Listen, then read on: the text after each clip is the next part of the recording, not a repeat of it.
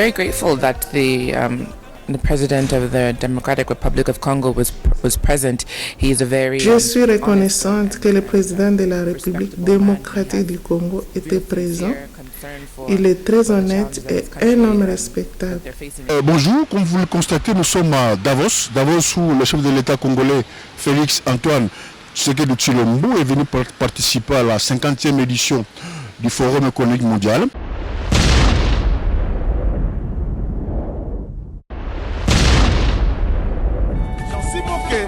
Alain Koyinzasi, Socrate Womo, Mère Regina.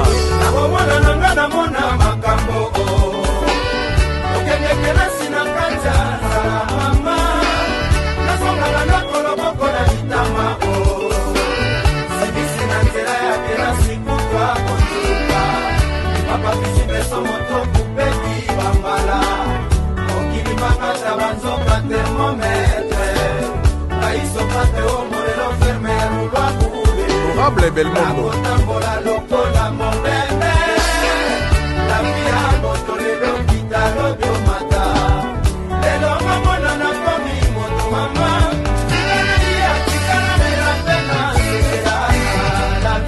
Maman Siska, le vieux Adeli Mapiadi, Rambo Sirop.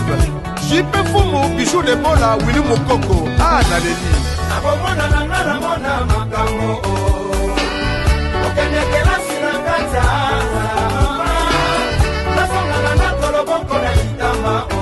Gégé Bouchanga.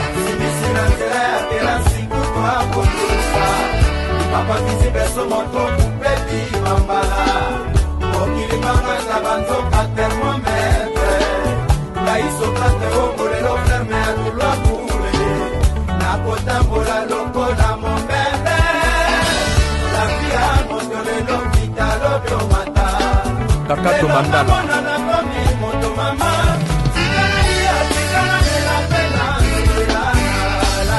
Serge Louki les bourgeois, Jojon Pierre et Missi Sempia. Junior Mangala, Peki Baoula, Guilhem Ogrosso, Roger Tchona. Edi Kalamba, Doudou Kalamba.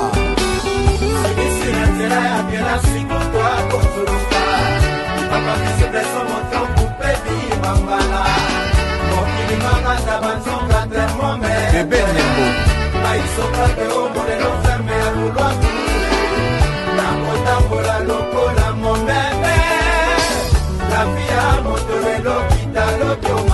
Pati Biswai.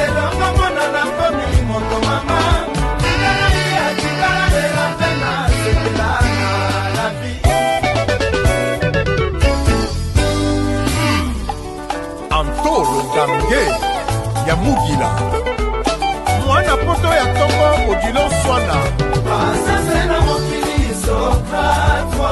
Eyo Kakafuka.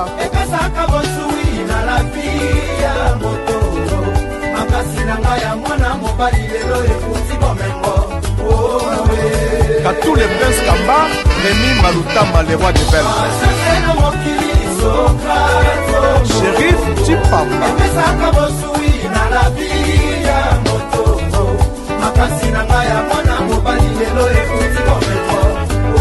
Dikunyamye motema mabete na moto oyo atui po mingi patience futaka Okay, bonjour, je m'appelle Chinea Mondea Numie. Je viens du Nigeria, Lagos, Nigeria specifically. I'm at the 50th annual meeting of the World Economic Forum, où vous avez des chefs exécutifs, des chefs d'État et des gouvernements qui se réunissent ici pour plusieurs sessions de discussion sur plusieurs défis majeurs à travers le monde. Par exemple, la corruption, la pauvreté, les changements climatiques. Nous nous sommes réunis pendant 4 jours ici à Davos, en Suisse. Nous avons discuté et offert des solutions aux défis auxquels nous faisons face à travers le globe. Nous avons les leaders mondiaux et spécialement ceux d'Afrique. I'm very grateful that the president of the Democratic Republic of Congo was present. He is a very. Je suis reconnaissante que le président de la République démocratique du Congo était présent. Il est très honnête et un homme respectable. Il est sincèrement préoccupé par les problèmes que fait face la population de son pays. Il s'est engagé à changer l'état de son pays, surtout pour les populations avec des revenus faibles et celles affectées par les défis des épidémies. Le message au peuple congolais est qu'il y ait de l'espoir. Nos leaders se sont engagés et nous rassurons le peuple que leur lendemain sera différent. Les problèmes auxquels nous faisons face, nous trouverons des solutions. Truly committing to making lasting change in our communities.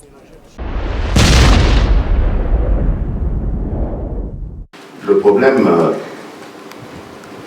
de paix en Afrique et plus particulièrement en République démocratique du Congo, à mon avis, il est lié à trois aspects. Le premier, c'est la pauvreté. C'est le fait que des jeunes gens sont sans avenir, sans espoir, sans emploi. Ils deviennent fragiles, ils tombent dans les mains du premier venu et on les manipule à leur guise. Ils prennent goût à ce genre d'activité parce que ce sont des activités qui sont rémunérées quelque part. Grâce, vous l'avez dit, aux ressources naturelles, la République démocratique du Congo en est dotée.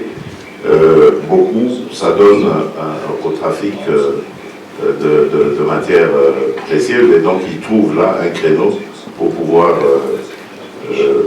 continuer leurs activités. Le second phénomène qui pousse à cela, c'est l'absence de l'autorité de l'État. La République démocratique du Congo, c'est 2 345 000 km². Donc, pour vous donner une idée, c'est à peu près la taille de l'Europe occidentale.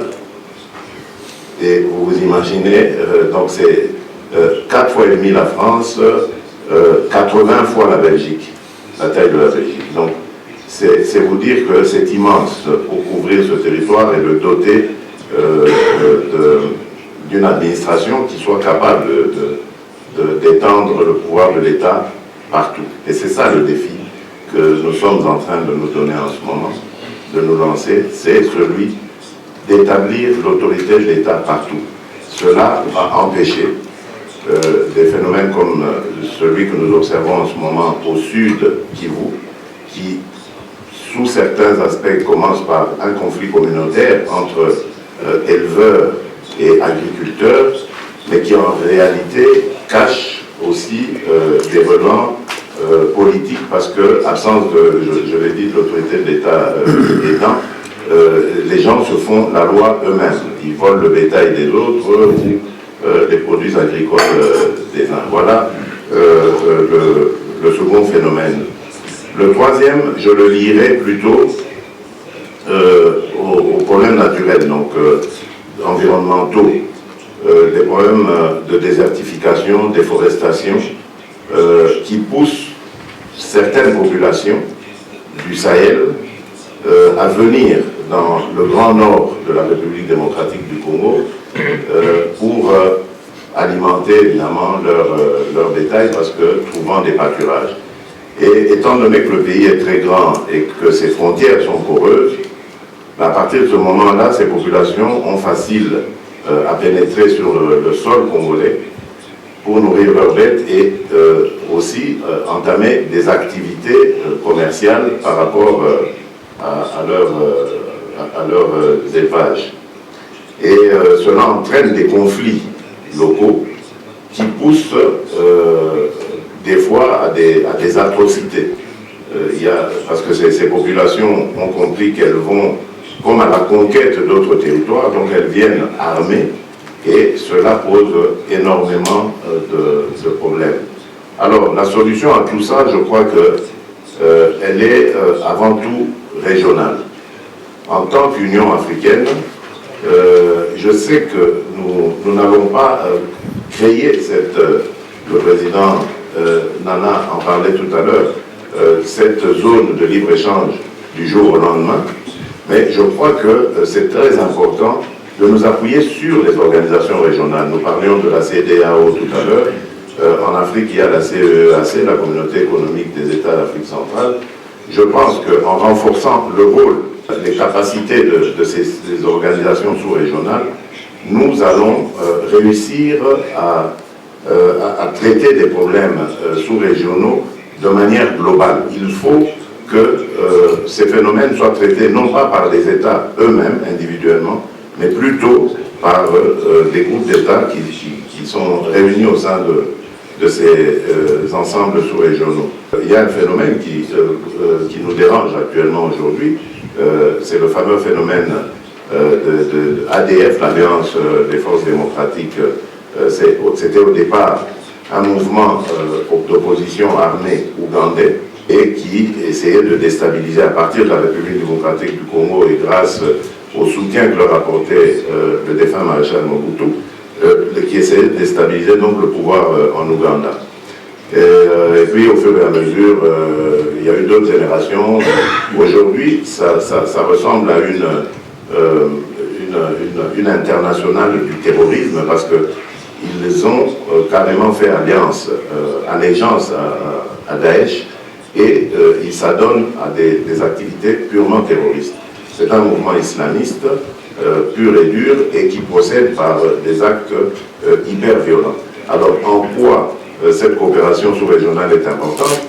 C'est dans le fait simplement d'échanger par nos services de renseignement, par nos armées, tous nos services de sécurité, j'allais dire, donc d'échanger des informations parce que justement ce groupe est constitué de ressortissants de tous ces pays-là. On y trouve des Ougandais, on y trouve des Rwandais, des Congolais aussi bien sûr, et même d'autres, des Chebabs venus de Somalie, etc.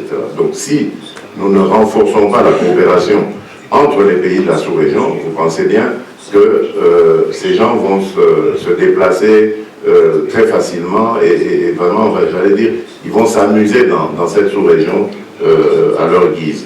Donc c'est très important de renforcer cette coopération sous-régionale. Et bien entendu, la lutte contre la pauvreté, ça c'est la chose qui doit nous préoccuper le plus en Afrique, parce que ventre affamé, un point d'oreille, ce sont ces jeunes gens sans espoir d'emploi ni d'avenir qui deviennent la proie facile à tous les vendeurs de rêves, vendeurs d'aventures, et ils s'engagent dans ces choses sans lendemain, des actes suicidaires.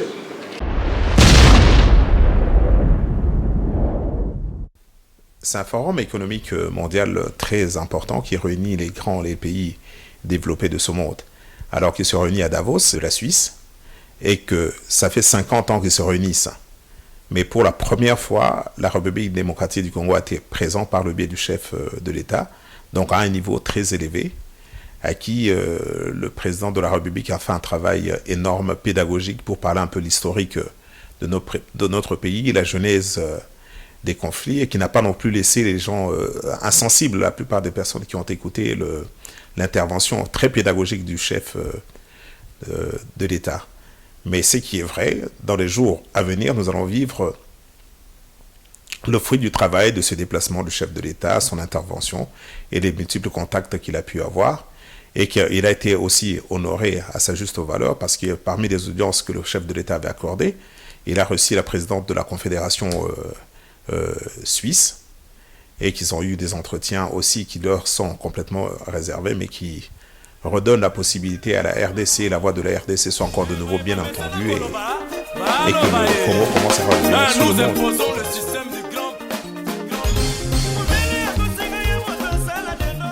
Mon confrère de la presse présidentielle, M. Paul Diakessé, lui a eu quelques activités avec le compatriote qui était présent à Davos. Nous allons laisser le micro, justement, et nous revenons pour la conclusion.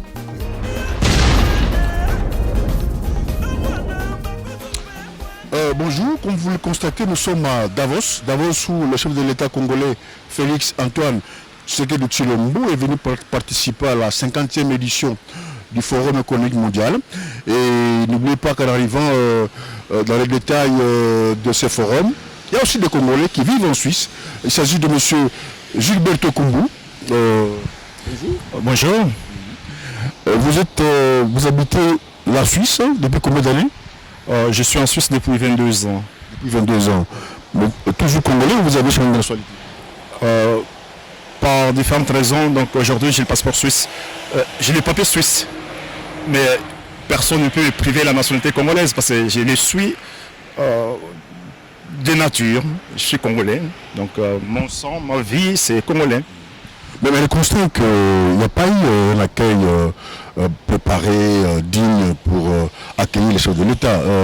Qu'en est-il au juste? Alors là, je crois que c'est l'information. Je crois que c'est par rapport à l'information. Et puis, c'est l'endroit où nous nous retrouvons. Parce que nous sommes dans une ville, ou bien un grand village qui s'appelle Davos. Donc l'accès à cette ville ou bien à ces villages est totalement interdit à toute personne non autorisée. C'est la raison pour laquelle vous pouvez remarquer qu'il n'y a pas eu beaucoup de nos compatriotes venir dans celui-ci parce que à partir d'en bas, avant de monter, vous avez, il y a des militaires qui sont là et il faut une autorisation spéciale. Et pour avoir cette autorisation, il faut d'abord savoir là où. Il faut d'abord connaître la porte où on peut frapper pour l'avoir parce que c'est exclusivement pour des personnes de haut rang, de haut rang. Ouais. Président, les amis de Fachi. Ah, les amis de Fachi. Alors, Abraham, tout le monde est président, ami de Fachi, mais à quel moment ils ont organisé apparemment? Non, à quel ils allaient bien. Premièrement, on a la France, donc on a président les amis de Fachi France. Les amis de Fachi et en Belgique, accueil et l'équipe bien. Le président Fachi a une vision des alliés de diaspora. Bayaka, Barossa, Misala, écoute, à Okassi, Makamadou, dans sa qualité, il faut résoudre bon, mais il faut voir dans le Parlement. Est-ce qu'on a décidé qu'on doit la libérer dans Mboka ou ils ont pris une décision, nous savons ce qui est na kin pour tout qui est encadré. Donc, à un moment en février, nous avons à Kinshasa, tout qui est un centre de formation gratuit na Komboya, les amis de Fachi, pour soutenir le chef de l'État. Tu dois encourager les gens qui sont dans la Kin, c'est-à-dire, le commis chauffeur, le commis mécanicien, le commis électricien, le menuisier, le centre de formation gratuit dans la commune. C'est vrai que la situation géographique de Davos ne permettait pas à tout le monde de se retrouver là-bas. C'est vrai qu'il y a eu un engouement très conséquent de la plupart des Congolais qui voulaient saluer leur président. Mais face à ces difficultés, mais de loin, il y a eu des uns et des autres de loin, ils ont pu suivre ce qui se passait. Mais ce que nous pourrons retenir, c'est que c'est un succès de la part de notre chef de l'État parce que son intervention était tellement louable et que nous vivons jusqu'à la preuve du contraire les échos de son intervention. C'est ainsi que nous pourrons espérer encore de nouveau que dans les jours à venir, on verra l'engouement de ces investisseurs qui ont suivi de près le discours, non seulement politique, mais plutôt économique, présenté par le chef de l'État, et que nous sommes impatients de voir leur présence, et surtout, comme lui-même a bien expliqué, les trois aspects qui ont fragilisé complètement notre situation, partant de la situation de la population, de l'inactivité de la population, et il a présenté encore le problème de l'absence de l'autorité de l'État dans les différents coins là où il y a plus de conflits, et il y a aussi le problème désertique de l'environnement qu'il a fait mention. Vous voyez, donc c'est parmi tous ces éléments-là, je pense que ça a ouvert une sensibilité et la compréhension autre de la plupart des personnes qui étaient présentes dans ce forum.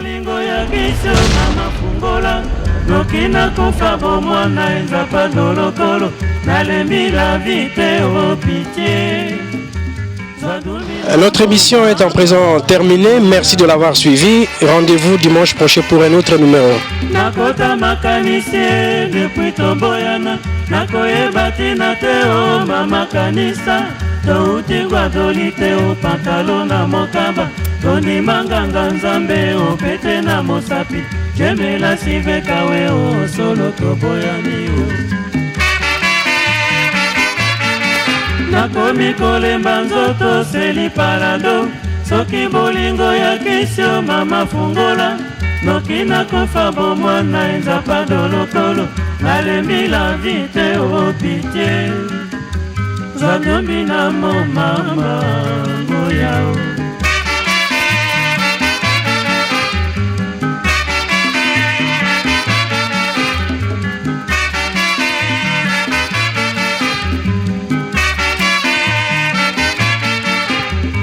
jemelasio bekaweo zadumbi na mo mama nalembi na kombelela o mama ombomba mi wapyo yakae nakondi na mabanzo bekawe o mama jemelasio bekawe o ngoya zadumbi na mo mama nalali na kolota o jemelasio pongi elimwe na miso bekawe o konsolenga mokeo nalalao jemelasio bekawe o sadumbi na mo mama naleli yo kapable na boma nzoto nakomi zomba bombo konsolenga mokeo nabika esomo jemelasio bekawe o mama sadumbi na mo